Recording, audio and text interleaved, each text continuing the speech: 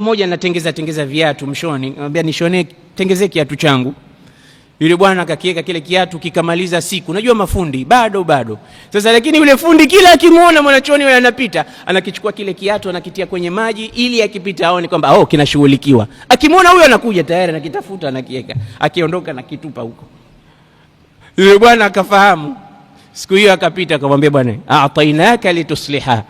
Tumekupa kiatu ukitengeze, la lituallima asibaha. Hatukukupa ukifundishe kuogelea. Si kila siku tukipita hapa tunakiona ndani ya maji tunakifundisha kuogelea. Mekupa ukitengeze. Basi huyu siku moja yuko katika jahazi anakwenda, kufika ufuoni pale, basi aliruka. Ni mtu mzima amefika umri wa miaka 80. Anasema waqafaza min as-safinati ila shati. Huyu akaruka. Wale vijana wakashindwa wote kuruka kama mzee wa miaka 80. Wakauliza, kwa nini umeweza, si tumeshindwa?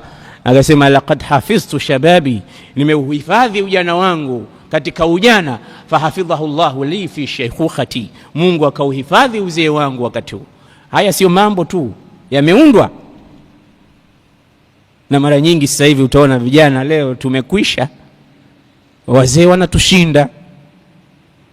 Naam, hatuwezi kuhamil baadhi ya vitu, mambo fulani. Wao waliudhibiti ujana wao, lakini ujana wetu sisi ni sigareti na pombe na marusha roho na mambo.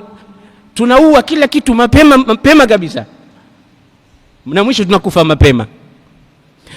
Angalia, ukiambiwa Yusuf ibn Tashafin alipigana jihad, akaingia Morocco, akaingia Egypt, akaingia Andalus kupitia madhiku Gibraltar, Jabal Tariq. Ana umri wa miaka 70, zaidi ya miaka 70, na akafanya vitu ambavyo ni vya ajabu.